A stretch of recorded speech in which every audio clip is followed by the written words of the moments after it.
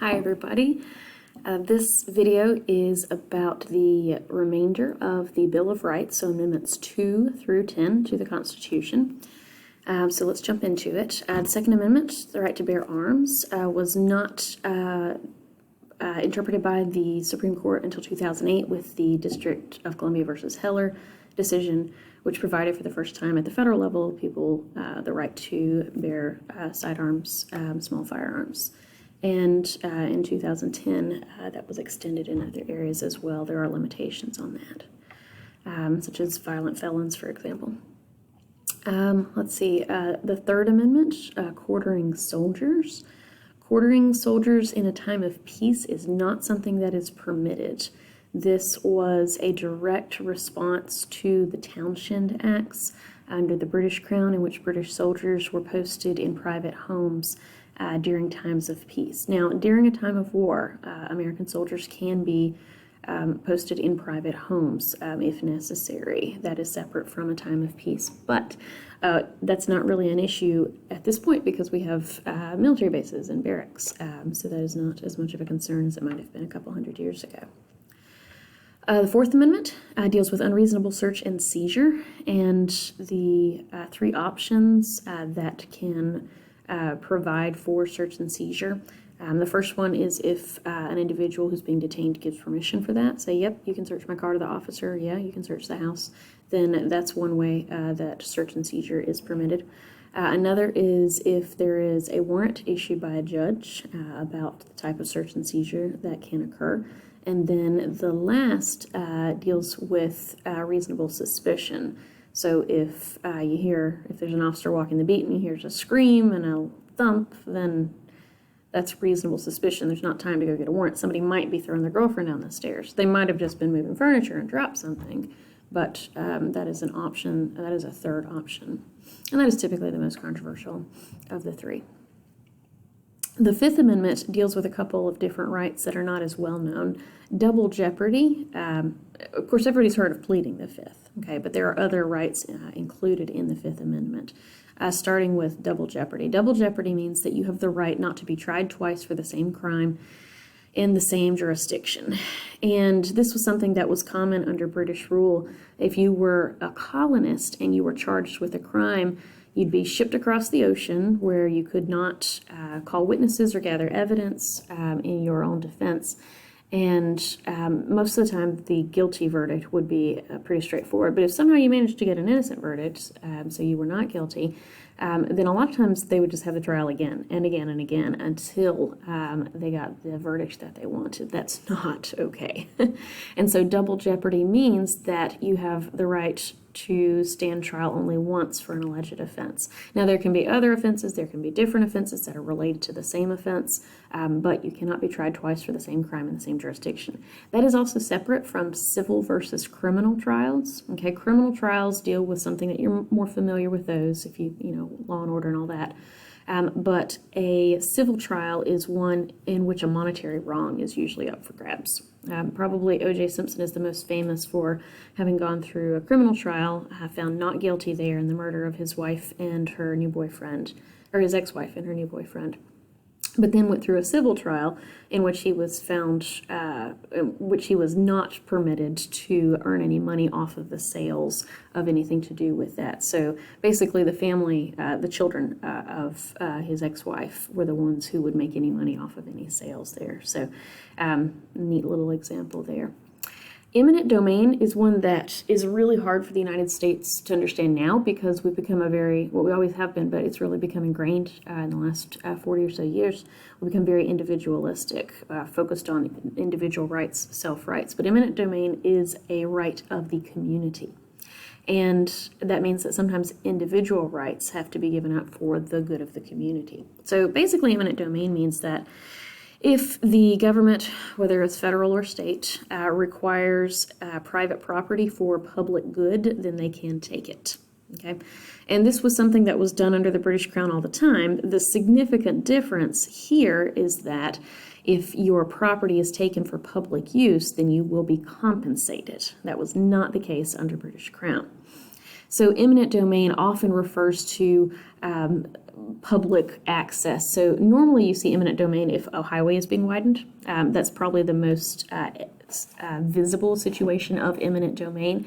But 90% of the time, eminent domain claims are for a few feet of land right off a sidewalk in front of a house. Or right off the road if you live in a more rural area. And that would be for the purpose of dropping power lines, burying them, dropping some gas lines, running water lines. All of that would be considered under eminent domain.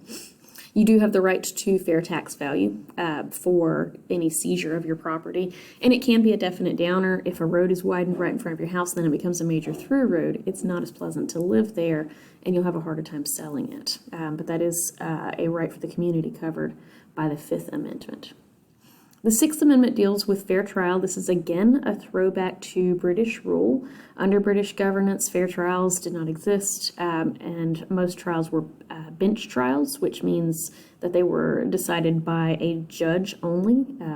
But in the United States, under most capital cases, those are the serious offenses, then you have the right to a jury trial. This goes into the Seventh Amendment. And a trial by a jury of your peers. Now, what's really cool about the Seventh Amendment is that it contains something very unique. So the Constitution was designed to be interpretable. The founders were smart enough to know that they didn't know what they didn't know. Okay, got that? They did not know what they didn't know. They were smart enough to recognize that. They knew that the world would change. They knew that the country would change. They had no idea in what direction it would go. And so they wrote the Constitution to be interpretable so that we could add rights. That's the purpose of the Constitution, to give rights, so that we could add rights as we saw fit over time. It is also mostly written in vague terminology, so it can be interpreted differently. So we can add rights in the future as we find that we need those rights in the future. So they didn't know what rights we would want 40 years, 100 years, 200 years down the road. But they wrote the Constitution vaguely so that those could be interpreted at a later date. However, they did not anticipate inflation. Okay, and so there is a bit in the Seventh Amendment that says in any situation dealing with the amount of $20 or more. So technically, you have the right to a trial by jury in federal cases if the amount at debate is $20 or more. That's every situation at this point, right? Back in the day, if we adjust for inflation, that would have been a few $1,000s. So now you have technically that right. If you got, like a federal speeding ticket or something, don't go for the trial by jury. That jury is not going to be thrilled with you. But you can waive that right and have a bench trial for something small. Most of the time, these cases now, this level of case is taken by the small claims court because that's where the level starts at what the $20 would have been now. So that's kind of a little bit of a fun fact there.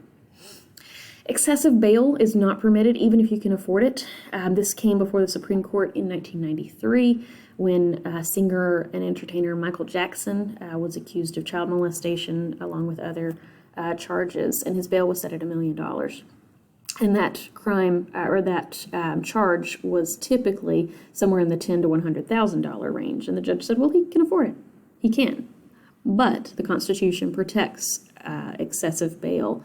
This was, again, a throwback to British rule. Are you seeing a pattern? I'm seeing a pattern. Because the colonists would be charged a higher bail than people who were charged with the same offense in jolly old England. Cruel and unusual punishment. We used to do some really messed up things. There was a lot of drawing and quartering that happened, which meant that literally your arms and legs would be pulled off by different horses, all running in the same direction. And that took a long time for the muscles to tear and everything like that. We did boil people alive in oil, tar and feather people, which was an extraordinarily painful way to die.